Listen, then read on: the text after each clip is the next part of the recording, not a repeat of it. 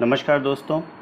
उत्तर प्रदेश लोक सेवा आयोग विभिन्न परीक्षाएं कराने वाला है, जिनमें से आपकी अक्टूबर में शेड्यूल है यूपी पीसीएस प्री की परीक्षा, बीईओ का एग्ज़ाम होने वाला है।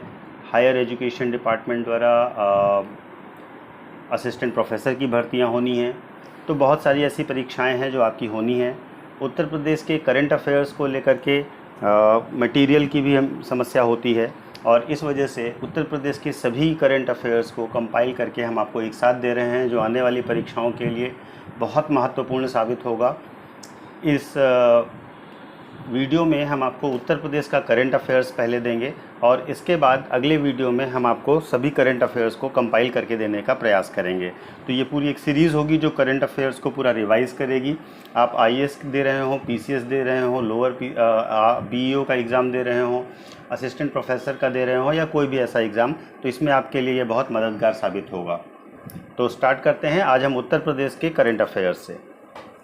पहली न्यूज़ है, उत्तर प्रदेश स्टार्टअप पॉलिसी 2020 मंजूर की गई है। इस पॉलिसी के बारे में जान लीजिए। उत्तर प्रदेश की स्टार्टअप नीति 2020, यह 5 वर्षों के लिए है, पहला पॉइंट। दूसरा पॉइंट, 10,000 से अधिक स्टार्टअप को कॉरपोरेटाइज किया जाएगा, यानी कि उनको कॉरपोरेटाइजेशन किया जाएगा, उनका करीब 10,000 से अधिक स्टार्टअप कंपनियों का विद इन 5 ईयर्स। दूसरा इम्पॉर्टेंट पॉइंट। तीसरा इम्पॉर्टेंट पॉइंट है कि इसमें उत्तर प्रदेश के सभी 75 ज़िलों में 100 इनक्यूबेटर स्थापित किए जाएंगे। और आखिरी पॉइंट यह है कि इसके द्वारा लगभग उम्मीद की जा रही है कि 50,000 प्रत्यक्ष और 1 लाख अप्रत्यक्ष रोजगार पैदा होंगे। तो ये इम्पॉर्टेंट पॉइंट है स्टार्टअप पॉलिसी के, जो आपको याद रखने हैं। दूसरा, आत्मनिर्भर उत्तर प्रदेश रोजगार अभियान, यह जून में प्रधानमंत्री ने लॉन्च किया था, 26 जून को।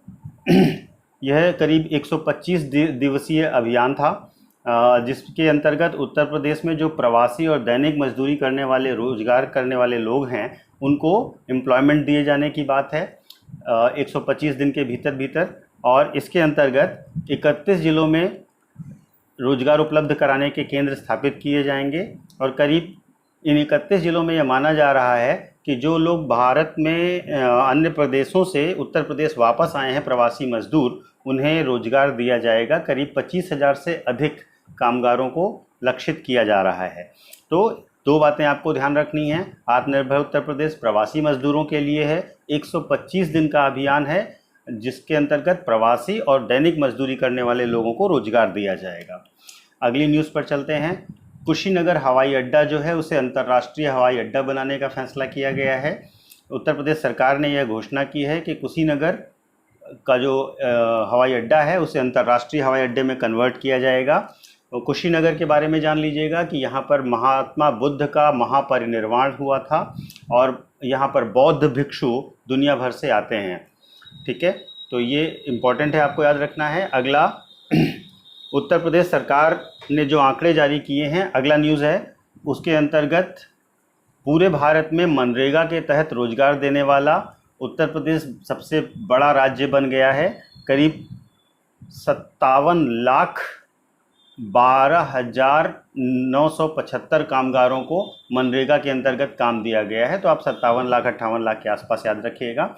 ये प्रश्न बहुत इंपॉर्टेंट है हर परीक्षा के लिए। टॉप 3 स्टेट्स याद रखिएगा रोजगार मनरेगा के अंतर्गत देने वाले। नंबर 1 उत्तर प्रदेश, नंबर 2 राजस्थान, और नंबर 3 आंध्र प्रदेश। अगला, उत्तर प्रदेश में गोवध संरक्षण कानून 2020 को लागू किया गया है। इसके अंतर्गत गौ हत्या पर 10 साल तक की जेल और 5 लाख रुपए तक का जुर्माना हो सकता है। ठीक है, तो बस इतना ही इसमें महत्वपूर्ण है और कुछ खास नहीं है। अगली एक योजना है, अगला न्यूज़ है, बाल श्रमिक विद्या योजना। बाल श्रमिक विद्या योजना उन लोगों के लिए है जो कामकाजी लोग हैं और अपने बच्चों को स्कूल नहीं भेज पा रहे हैं। उत्तर प्रदेश सरकार ने इन ऐसे बच्चों के लिए 1,200 रुपये प्रति माह के हिसाब से सालाना अनुदान देने का निर्णय लिया है। कक्षा 8, 9 और 10 पास करने वाले बच्चों को 6,000 रुपये की प्रोत्साहन राशि अलग से देने की योजना है। और इस शुरुआत में 2,000 बच्चों को पहले चरण में इनरोल किया जाएगा। ठीक है, तो जो वर्किंग लोग हैं लोअर लेवल पर, उनके बच्चों को 1200 रुपये प्रति माह का के हिसाब से सालाना अनुदान दिया जाएगा। 6000 रुपये की प्रोत्साहन राशि जो 8, 9 और 10 पास करेंगे, और पहला टारगेट है 2000 बच्चों का। अगली न्यूज़ में आते हैं। उत्तर प्रदेश सरकार ने घोषणा की है कि 800 किलोमीटर सड़क में हर्बल रोड्स प्रोजेक्ट्स लॉन्च की जाएगी। हर्बल रोड प्रोजेक्ट 800 किलोमीटर की सड़क पर, ठीक है। इसके अंतर्गत औषधीय पौधों का रोपण किया जाएगा 800 किलोमीटर की रोड पर, और शुरुआत में 18 जिले चयनित किए गए हैं जिनमें 34 किस्म के औषधीय पौधे लगाए जाएंगे। अगला इम्पोर्टेंट न्यूज़ है। सहारनपुर में हाथी का 50 लाख वर्ष पुराना जीवाश्म मिला है। उत्तर प्रदेश में हाथी का 50 लाख पुराना जीवाश्म किस जिले में मिला? सहारनपुर में। यह शिवालिक के जंगल में पाया गया है, और इससे ज़्यादा इसके बारे में और महत्वपूर्ण नहीं है न्यूज़।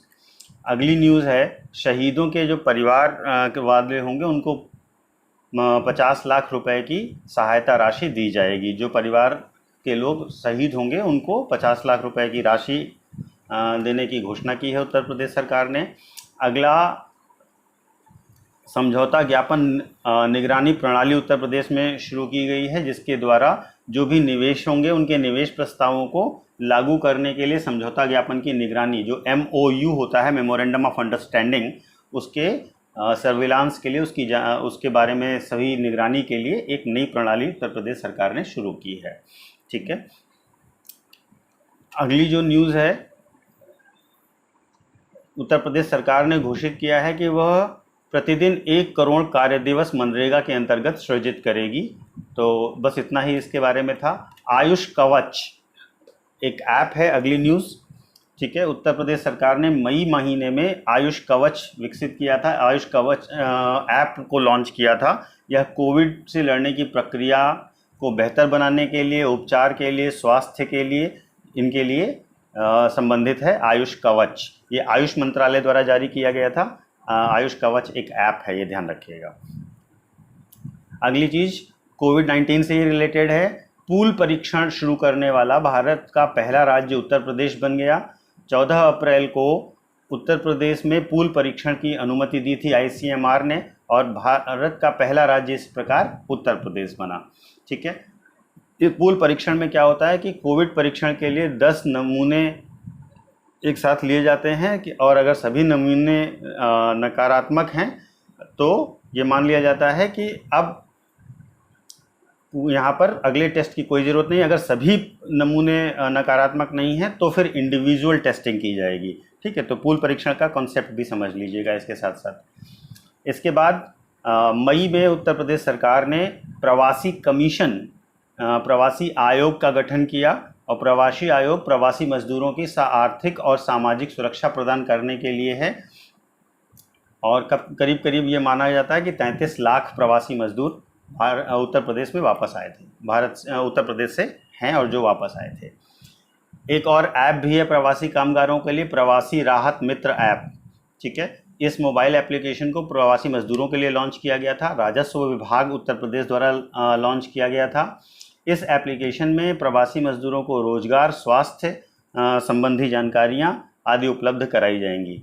एक प्रकार से यह मजदूरों का पूरा डेटा एक साथ रखेगा और उन्हें मदद करने में काम आएगा।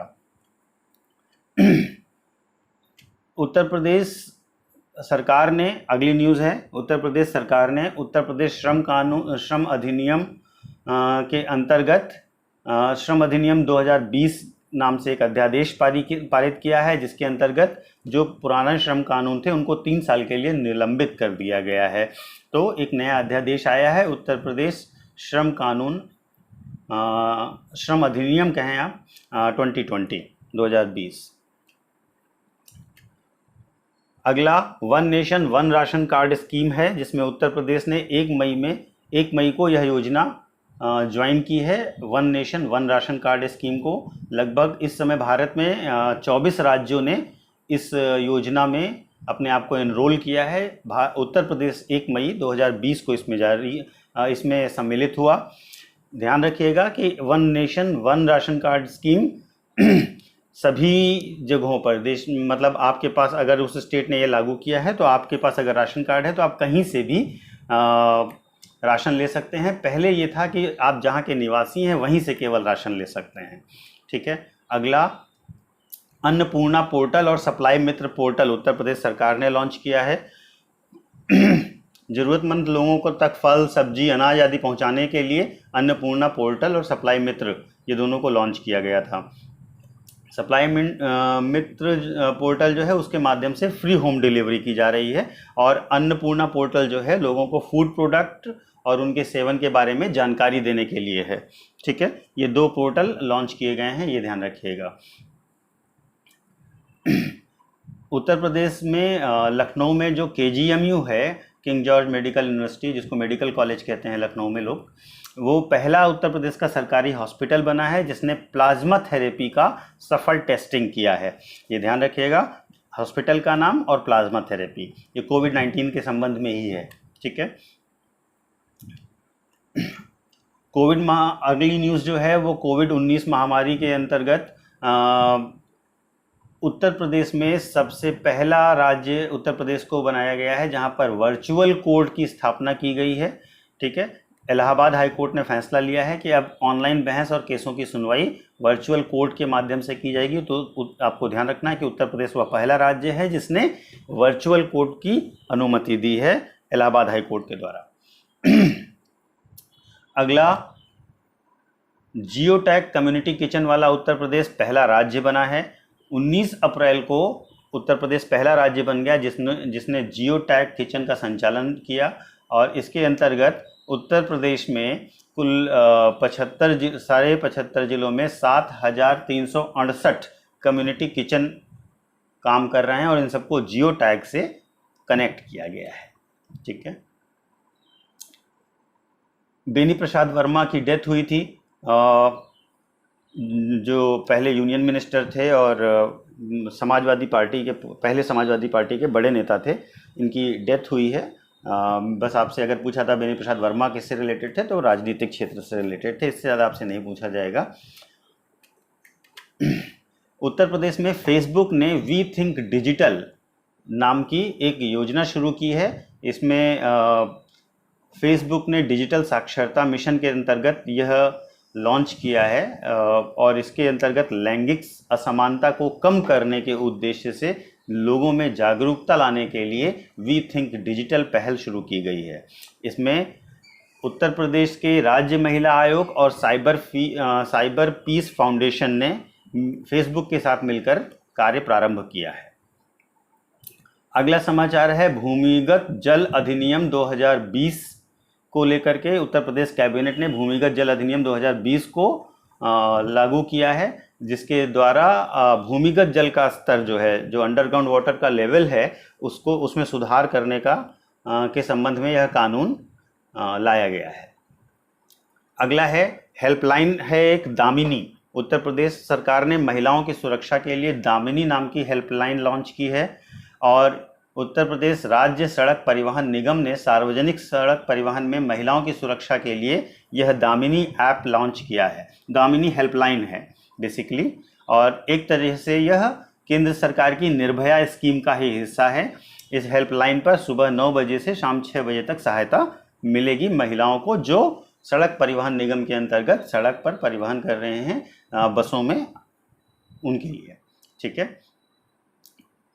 टीम 11 शब्द का बार बार आपने न्यूज़ में सुना होगा। अगली न्यूज़ इसी से रिलेटेड है। टीम 11 को गठित किया है मुख्यमंत्री ने मार्च 2020 में। इसमें कोविड-19 के द्वारा जो लॉकडाउन किया गया उसमें कैसे उसको इम्प्लीमेंट करना है, इंडस्ट्रीज़ के लिए कैसे काम करना है, कैसे लोगों के अंतर्गत कोविड के बारे में जानकारी पहुंचानी है, इसके लिए टीम 11 काम करती रहेगी। तो टीम 11 का संबंध कोविड-19 के अंतर्गत सुविधाओं को प्रदान कराने से और उसके संबंध में जागरूकता आदि फैलाने से रिलेटेड है। आप इसलिए टीम 19 वर्ड का जब इस्तेमाल किया जाए तो आप ध्यान रखिएगा कि ये उत्तर प्रदेश सरकार की कोविड-19 और लॉकडाउन से संबंधित मामलों के लिए गठित की गई टीम है। ठीक है। अगला जो है कौशल शतरंग कार्यक्रम शुरू किया है मुख्यमंत्री योगी आदित्यनाथ ने उत्तर प्रदेश में मार्च माह में।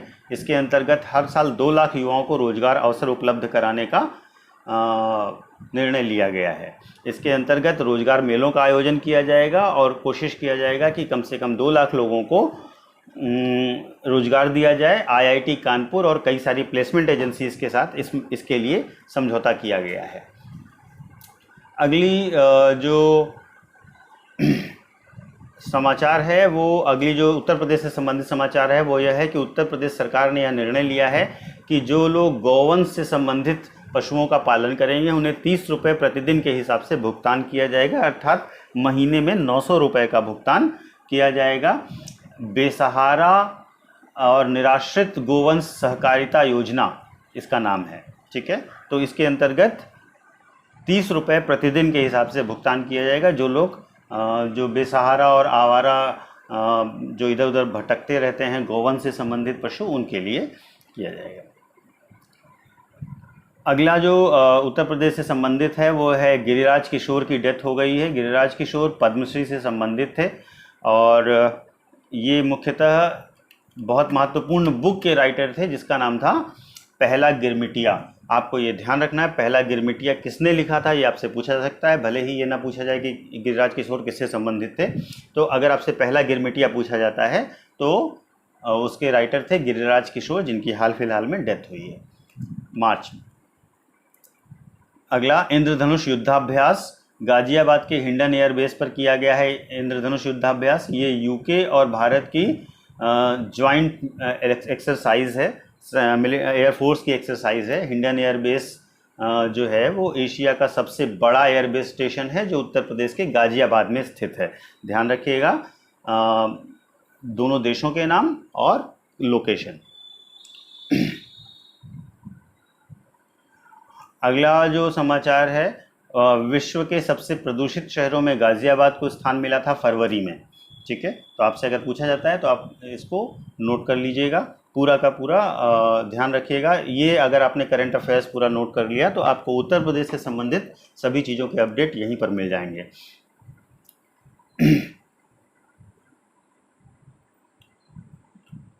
अगला जो है ग्रेटर नोएडा से संबंधित न्यूज़ है। National centre for medium range weather forecasting और पृथ्वी विज्ञान मंत्रालय के द्वारा एक अंतर्राष्ट्रीय सम्मेलन ग्रेटर नोएडा में आयोजित किया गया था फरवरी में, जो मॉडलिंग एंड डेटा एसिमिलेशन पर बेस था, जो कि वेदर फोरकास्टिंग के लिए था। तो अगर आपसे पूछा जाता है वेदर फोरकास्टिंग के लिए सम्मेलन कहाँ पर हुआ, मौसम पूर्वानुमान के लिए सम्मेलन कहाँ पर हुआ फरवरी 2020 में, तो वह ग्रेटर नोएडा है, ठीक है। इसके बाद प्रयागराज के 4 स्टेशनों के नामों में बदलाव हुआ है, जिनके नाम आप लोगों को ध्यान रखने हैं। इलाहाबाद जंक्शन को प्रयागराज जंक्शन कहा गया है, इलाहाबाद सिटी को प्रयागराज सिटी, इलाहाबाद छेवड़ी को प्रयागराज छेवड़ी और प्रयाग घाट स्टेशन का नाम बदलकर प्रयागराज संगम स्टेशन कर दिया गया है। तो इन चारों के नाम आपको ध्यान रखने हैं। अगला उत्तर प्रदेश सरकार ने एक toll free number UP board के छात्रों के लिए जारी किया गया था, जो नंबर है 1800-180-5312। 5312 याद रखिएगा, बाकी तो सेम रहता है जो टोल फ्री नंबर होते हैं उनके लिए। अगला जो उत्तर प्रदेश से संबंधित महत्वपूर्ण समाचार है वो है ऑपरेशन नकेल। ऑपरेशन नकेल गाजियाबाद पुलिस ने लॉन्च किया था रिक्शा चालकों के लिए। उसके अंतर्गत सभी रिक्शा चालकों को 4 अंक का एक यूनिक नंबर दिया गया था, जिससे रिक्शा चालकों को जो उत्पीड़न किया जाता है और उनके साथ अच्छा व्यवहार नहीं किया जा सकता है, उस मामले में रिक्शा चालकों की पहचान की जा सके, ठीक है। तो आप ध्यान रखिएगा ऑपरेशन नकेल किससे संबंधित है, रिक्शा चालकों से गाजियाबाद पुलिस का अभियान था। उत्तर प्रदेश ने अगला जो समाचार है महत्वपूर्ण है वह यह है कि स्पोर्ट्स गांव उत्तर प्रदेश ने घोषित किया है बहादुरपुर और खीरी विरन को। 2 गांव हैं, बहादुरपुर और खीरी विरन। इन 2 गांवों को भारत के पहले स्पोर्ट्स गांव के रूप पर घोषित किया गया है। इसके अंतर्गत यह जो है आदर्श खेल ग्राम कार्यक्रम के अंतर्गत खेल संस्कृति को विकसित करने के लिए और इन दोनों गांवों में खेल और यानी स्पोर्ट्स से संबंधित अवेयरनेस के लिए स्पोर्ट्स एजुकेशन के लिए काम किया जाएगा। तो भारत के पहले स्पोर्ट्स गांव बने हैं उत्तर प्रदेश के बहादुरपुर और खीरी विरन गांव, और यह आदर्श खेल ग्राम कार्यक्रम के अंतर्गत स्थापित किया गया है। ठीक है। अगला, मेरठ में पहला भारत का वार मेमोरियल खोले जाने की घोषणा की गई है। जिन लोगों ने भारत के लिए और इस वॉर मेमोरियल की सबसे खास बात क्या है कि इसमें जिन पशुओं ने भी शहादत दी है भारत के वॉर्स में, उनके बारे में भी जानकारियां दर्ज होंगी, जिसमें डॉग्स, उनके हैंडलर्स, घोड़े, इन सब के बारे में भी जानकारियां होंगी। तो वॉर मेमोरियल बनेगा मेरठ में, भारत का पहला वॉर मेमोरियल। ठीक है।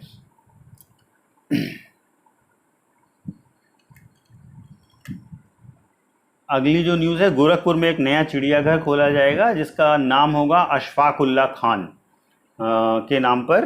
तो गोरखपुर में अशफाक उल्लाह खान के नाम पर एक नया चिड़ियाघर स्थापित किया जाएगा। इसकी घोषणा उत्तर प्रदेश सरकार ने जनवरी महीने में की थी। ठीक है। अगली जो न्यूज़ है वो यह है 23rd नेशनल यूथ फेस्टिवल 2020, 23वां राष्ट्रीय युवा सम्मेलन 2020 लखनऊ में आयोजित किया गया था। और इंद्रधनुष 2.0 35 जिलों में 7 जनवरी से शुरू किया गया था उत्तर प्रदेश में।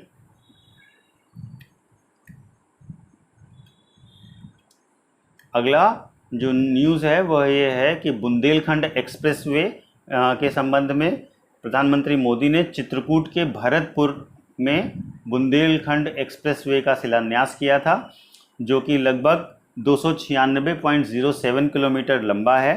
भरतकूप के पास चित्रकूट जनपद से ये शुरू होगा और इटावा तक जाएगा। ठीक है।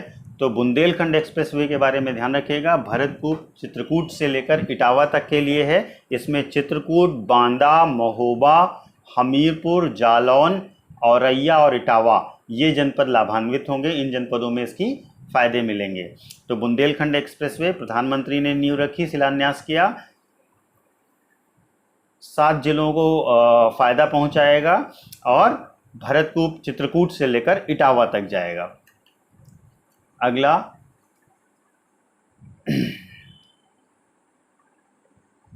संचारी रोग नियंत्रण का अभियान शुरू किया गया था उत्तर प्रदेश में 2 फरवरी 2020 से।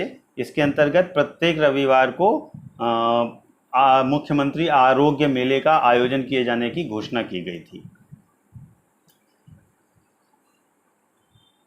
अगला जो है वो ग्रेटर नोएडा से है। ओखला औद्योगिक विकास प्राधिकरण परियोजना प्रारंभ की गई है।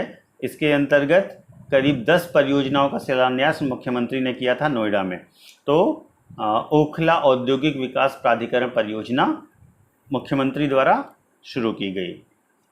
अगली न्यूज़ जो है वो डिफेंस एक्सपो 2020 से रिलेटेड है। डिफेंस एक्सपो 2020 का आयोजन लखनऊ में किया गया था। यह डिफेंस एक्सपो का 11वां एडिशन था, यानी 11वीं बार इसका आयोजन किया गया था। इस आयोजन में करीब 23 MOU साइन किए गए और बड़ा डिफेंस इन्वेस्टमेंट किए जाना संभावित है। मुख्यमंत्री आरोग्य मेले का शुभारंभ किया गया चंदौली के प्राथमिक स्वास्थ्य केंद्र से मुख्यमंत्री के द्वारा, ये ध्यान रखिएगा। लखनऊ में 23वां युवा महोत्सव शुरू किया गया। खेल मंत्री किरण रिजिजू, जो केंद्रीय खेल मंत्री हैं, उन्होंने प्रारंभ किया था। 12 से 16 जनवरी 2020 तक किया गया था। बस ध्यान रखिएगा कि लखनऊ में हुआ था। इसके बाद हुनर हाट का आयोजन किया गया मुख्यमंत्री योगी जी द्वारा, और उसमें मुख्य अतिथि थे मुख्तार अब्बास नकवी, जो केंद्रीय अल्पसंख्यक कार्य मंत्री हैं।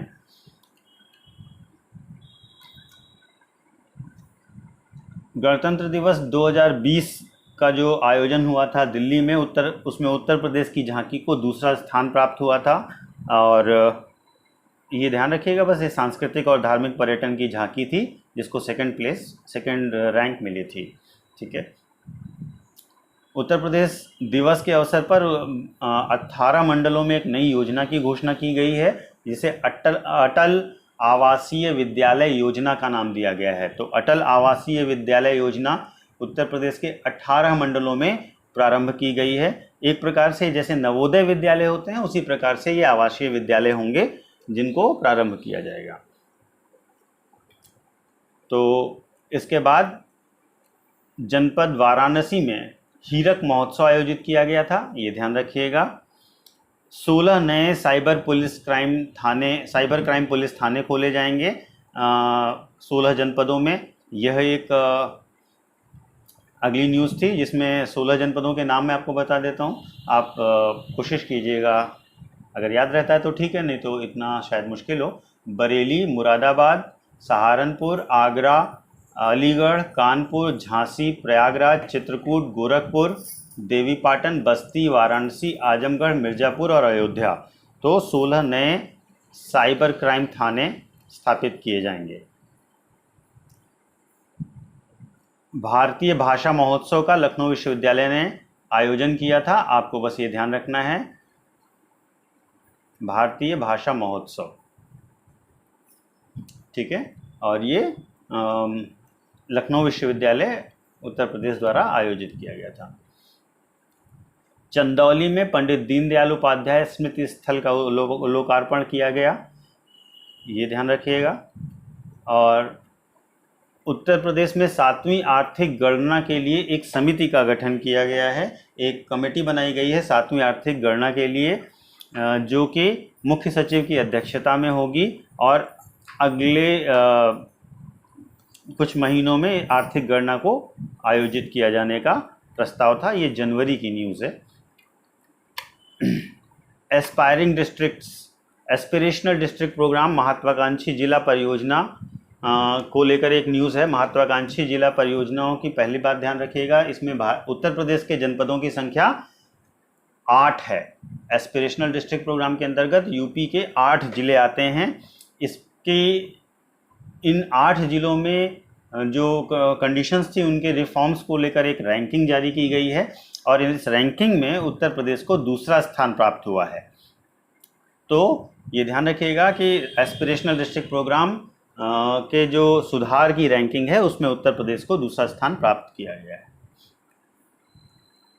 लखनऊ के लोक भवन में अटल बिहारी वाजपेयी की प्रतिमा का अनावरण किया गया था, याद रखिएगा। उत्तर प्रदेश में पुलिस मुख्यालय पर 47वीं all India police science congress का आयोजन किया गया, ये ध्यान रखिएगा। इसके बाद अगली जो न्यूज़ है, 12वीं urban mobility India conference and expo का आयोजन किया गया।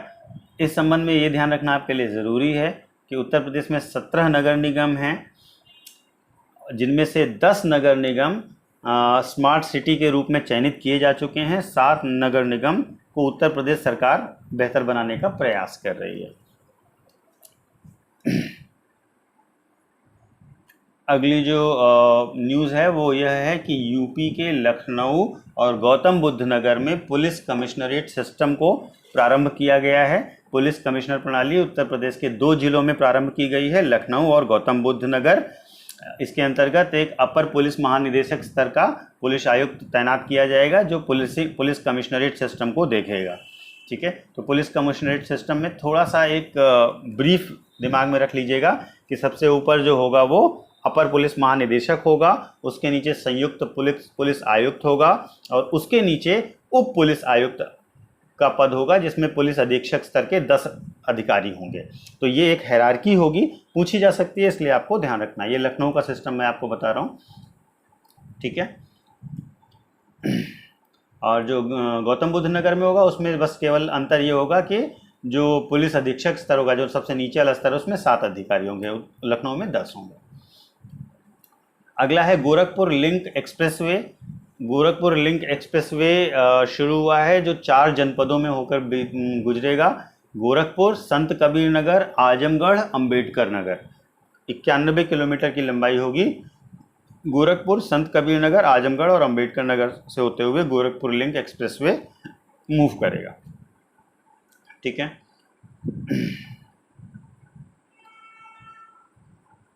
अगला है गंगा यात्रा। गंगा यात्रा जनवरी लास्ट में हुई थी, करीब 1025 किलोमीटर की 5 प्रदेशों में यह किया गया था, जिसका उद्देश्य गंगा को साफ सुथरा और अविरल करना था। तो बस इतना ही इसमें ध्यान रखना है। इसके सिवा अगली जो न्यूज़ है, लघु और सीमांत किसानों को ऋण माफ़ किया गया है करीब 36,000 करोड़ का। आपको बस ये याद रखना है कि इसके अंतर्गत किसानों का ऋण माफ़ हुआ है। स्वास्थ्य कार्ड भी दिया गया है। अगला एक जो इम्पोर्टेंट पॉइंट है वो नोट करिएगा। प्रधानमंत्री आवास योजना में उत्तर प्रदेश प्रथम स्थान पर है। आवास योजना का लाभ देने के संबंध में उत्तर प्रदेश प्रथम स्थान पर है। करीब 12.45 यानी कि करीब 12.5 लाख आवास पूर्ण कर लिए गए हैं। और इसके साथ साथ उत्तर प्रदेश स्वच्छ भारत मिशन के अंतर्गत शौचालय निर्माण में भी प्रथम स्थान पर है। ये दोनों चीज़ें आपको याद रखनी हैं। और जनजातियों के संबंध में एक न्यूज़ है, वनटांगिया, मुसहर, कोल और थारू जनजाति के 38 वन ग्रामों को राजस्व ग्राम घोषित किया गया है। तो इन जनजातियों के नाम याद रखिएगा, वनटांगिया, मुसहर, कोल और थारू किन किन डिस्ट्रिक्ट में पाई जाती हैं, ये आप भी ज़रूर देख लीजिएगा। ठीक है। अगला जो है, उत्तर प्रदेश में 29 मेडिकल कॉलेज टोटल स्थापित किए जा रहे हैं। पहले 12 थे 2016 तक, अभी 29 इनकी संख्या हो रही है। ठीक है। गोरखपुर और रायबरेली में एम्स चालू हुआ है। तो गोरखपुर और रायबरेली में एम्स की सेवाएं प्रारंभ हो चुकी हैं। अगला जो है, मुख्यमंत्री सामूहिक विकास योजना के अंतर्गत गरीब परिवारों को की 1 लाख कन्याओं का विवाह कराया गया है। देश का पहला ऑटोमेटिव मिल्क प्लांट मथुरा में स्थापित किया गया। पहला ऑटोमेटिव मिल्क प्लांट मथुरा। ठीक है। अगला जो है, जो नागरिकता संशोधन विधेयक है, जो सिटीजनशिप अमेंडमेंट बिल है, उसे लागू करने वाला पहला राज्य आपका उत्तर प्रदेश है। अमरोहा में कृषि विज्ञान केंद्र और बाराबंकी और हरदोई में किसान कल्याण केंद्र स्थापित किए गए हैं। कृषि विज्ञान केंद्र अमरोहा, किसान कल्याण केंद्र वाराणसी और हरदोई। ठीक है। अगला जो है,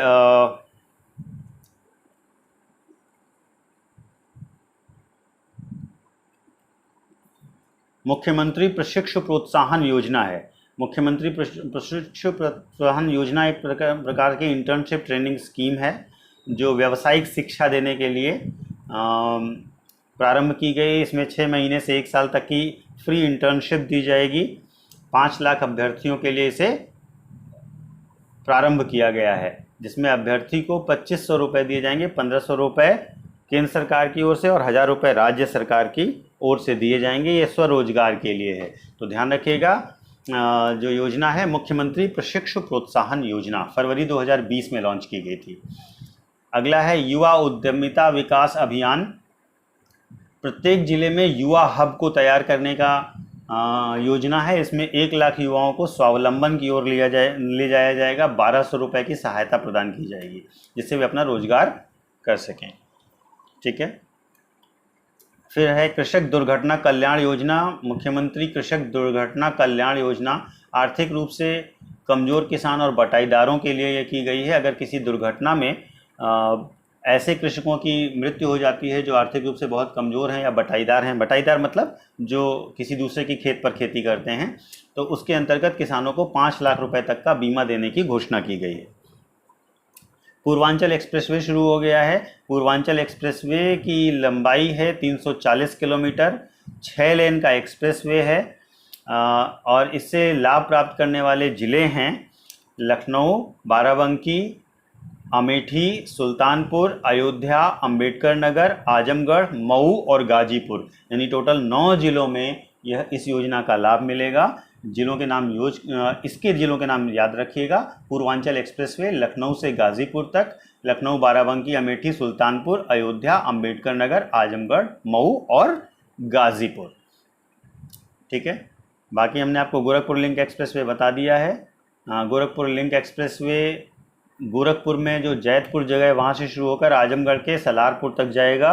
गोरखपुर, आजमगढ़, अंबेडकर नगर और संत कबीर नगर, ये 4 जिले इस एक्सप्रेसवे में आएंगे, गोरखपुर लिंक एक्सप्रेसवे परियोजना। ठीक है। अगला है गंगा एक्सप्रेसवे। गंगा एक्सप्रेसवे मेरठ से शुरू होकर के प्रयागराज तक जाएगी। मेरठ से प्रयागराज को जोड़ने के लिए गंगा एक्सप्रेसवे। ठीक है। अगला है कन्या सुमंगलम योजना, सुमंगल योजना। कन्या सुमंगल योजना के अंतर्गत यदि किसी परिवार के मुखिया की आय 3 लाख से कम है तो उसकी अधिकतम 2 बच्चियों को इसका फ़ायदा दिया जाएगा। इसके अंतर्गत उत्तर प्रदेश के निवासियों को बच्ची के जन्म से उसके स्नातक होने तक 6 चरणों में 15,000 रुपये दिए जाएंगे। ठीक है। 6 चरणों में 15,000 रुपये, पैदा होने से ग्रेजुएशन तक। 1 अप्रैल 2019 से यह योजना प्रारंभ की गई है। अगला है वृद्धावस्था पेंशन योजना। 60 से 79 साल के लाभार्थियों को 500 रुपये प्रतिमाह दिए जाएंगे। ठीक है। ये 1 जनवरी 2019 से शुरू हुई है। स्कीम फॉर एडोलेसेंट गर्ल्स शुरू की गई है फरवरी 2019 से। 11 से 14 वर्ष तक की बच्चियों के लिए है, जिसमें बच्चियों को उचित पोषण और विशेष देखभाल दिया जाएगा। हर महीने की 8 तारीख को किशोरी दिवस मनाने की घोषणा की गई है। विश्वकर्मा श्रम सम्मान योजना 24 जनवरी 2019 को लागू की गई। इसमें लाभार्थी को अपना व्यवसाय शुरू करने के लिए वित्तीय सहायता दी जाएगी। द मिलियन फार्मर स्कूल्स 3.0 शुरू किया गया है। इसके अंतर्गत किसानों की आमदनी बढ़ाने हेतु जागरूकता सेमिनार्स किए जाएंगे। तो ये द मिलियन फार्मर स्कूल 3.0 ये 4th एडिशन है जो शुरू किया गया है। ठीक है। बुलंदशहर में खुर्जा ताप विद्युत संयंत्र शुरू किया गया है। ये सुपर क्रिटिकल टेक्निक इसमें इस्तेमाल की जाएगी, ये आप ध्यान रखिएगा। उत्तर प्रदेश, दिल्ली, राजस्थान, हिमाचल प्रदेश और उत्तराखंड को इसका लाभ मिलने की संभावना है। यमुना नदी की एक सहायक नदी है गिरी नदी, वहाँ पर एक बांध बनाया गया है जिस पर रेणुका बहुउद्देशीय परियोजना शुरू की गई है। ये बिजली उत्पादन और बहुउद्देशीय चीज़ों के संबंध में है। ठीक है। अब देखिएगा भारत में किन किन चीज़ों में उत्तर प्रदेश नंबर 1 पर है। पहला प्रधानमंत्री आवास योजना ग्रामीण और शहरी दोनों में पहले स्थान पर है। गन्ना मूल्य भुगतान में पहले स्थान पर है। प्रधानमंत्री उज्ज्वला योजना के अंतर्गत रसोई गैस कनेक्शन देने में पहले स्थान पर है। शौचालय बनवाने में यानी स्वच्छता अभियान में भी प्रथम स्थान पर है। सूक्ष्म और मध्यम उद्योगों में प्रथम स्थान पर है। जो डीबीटी के माध्यम से किसानों को अनुदान दिया गया है उसमें पहले स्थान पर है। सौभाग्य योजना के अंतर्गत बिजली कनेक्शन देने में पहले स्थान पर है। ठीक है। सर्वाधिक चिकित्सा शिक्षण संस्थान स्थापित करने और संचालित करने में प्रथम स्थान पर है। आम आदमी बीमा योजना और जीवन ज्योति योजना में प्रथम स्थान पर है। ठीक है। ई टेंडरिंग प्रणाली के अंतर्गत उत्तर प्रदेश को बेस्ट परफॉर्मेंस अवार्ड दिया गया है। मंडी परिषद अधिनियम में संशोधन करने वाला पहला राज्य उत्तर प्रदेश है। दूध, चीनी और गन्ना तथा आम उत्पादन में उत्तर प्रदेश प्रथम स्थान पर है। दूध, चीनी, गन्ना और आम उत्पादन में। राज्य स्वास्थ्य नीति लागू करने वाला पहला राज्य बना है उत्तर प्रदेश। कौशल विकास नीति को लागू करने वाला पहला राज्य है उत्तर प्रदेश। अटल पेंशन योजना में उत्तर प्रदेश को प्रथम स्थान प्राप्त हुआ है। तो ये वो प्रथम स्थान वाली भी चीज़ें हैं जो आपको ध्यान रखना है। आपको जब ऑप्शंस में आएगा तो सीधे उत्तर प्रदेश को टिक करना है। ठीक है। अगला जो है उत्तर प्रदेश के बजट को लेकर के थोड़ी जानकारियाँ ले लीजिए, उसके बारे में भी अपने आप को अपडेट कर लीजिए। तो उत्तर प्रदेश के जो वित्त मंत्री हैं उनका नाम श्री सुरेश कुमार खन्ना है। इन्होंने 18 फरवरी 2020 को ये बजट प्रस्तुत किया था। जो कुल बजट था वो 5,12,860 करोड़ रुपए का था, यानी कि पिछले बजट से इस बजट में 6.9% की वृद्धि की गई थी। पिछला बजट 4.79 लाख करोड़ रुपए का था और ये वाला बजट 5.12 लाख करोड़ का था। ठीक है। इस बजट के बारे में सबसे इम्पॉर्टेंट चीज़ है कि यह बजट युवाओं की शिक्षा, कौशल और रोजगार से को समर्पित है। ध्यान रखिएगा, एक शीर्षक होता है, एक टाइटल होता है बजट का, जिसमें मेजर डेडिकेशन किस पर है वो बताया जाता है। तो युवाओं की शिक्षा, कौशल और रोजगार। जबकि 19-20 का जो बजट था वो महिलाओं के सशक्तिकरण को लेकर के समर्पित था। 18 और 19 का बजट औद्योगिक विकास को लेकर के। तो आपको मैंने पिछले 3 मिनट बता दिए, जिससे अगर मैचिंग के लिए आए तो आपको ध्यान रहे। फरवरी में ही ये घोषित किया गया था कि इसमें किसानों की आय को दुगना किया जाएगा और इसके लिए द मिलियन फार्मर्स स्कूल कार्यक्रम आयोजित किया जाएगा। ये मैंने पहले भी आपको अपडेट कर दिया है, ठीक है। तो अब बजट को लेकर के कुछ मेजर जो बातें हैं उनके बारे में नोट कर लीजिएगा। इसके मुख्य बातें क्या थी। पहली चीज़, जो भारत ने लक्ष्य घोषित किया था, भारत सरकार ने, कि 2024 तक 5 ट्रिलियन यूएस डॉलर की इकोनॉमी बनाएंगे। उत्तर प्रदेश ने इसके संबंध में अपने के लिए 1 ट्रिलियन डॉलर की इकोनॉमी बनाने का लक्ष्य रखा है। ये महत्वपूर्ण है, जो आपको याद रखना है। और इसके सिवा Purvanchal expressway, Gorakhpur link expressway, Bundelkhand expressway, Ganga expressway, इनके लिए अलग अलग फंड दिए गए हैं। इनके बारे में हम लोग अभी अपडेट कर चुके हैं। उत्तर प्रदेश में डिफेंस कॉरिडोर स्थापित करने के लिए डिफेंस कॉरिडोर इंडस्ट्रियल परियोजना प्रारंभ की गई है। झांसी, चित्रकूट, जालौन, अलीगढ़, आगरा और कानपुर, जिसके लिए चिन्हित जिले हैं। इसमें अलग अलग मदों में अलग अलग खर्च किए गए हैं, जो आपके लिए इतना महत्वपूर्ण नहीं होंगे प्री के हिसाब से। पीएसी वाहिनियां स्थापित होंगी महिलाओं की लखनऊ, गोरखपुर और बदायूं में। ये अगला इंपॉर्टेंट पॉइंट है बजट घोषणा का। इस समय उत्तर प्रदेश में महिला थाने 76 हैं, ध्यान रखिएगा, ठीक है।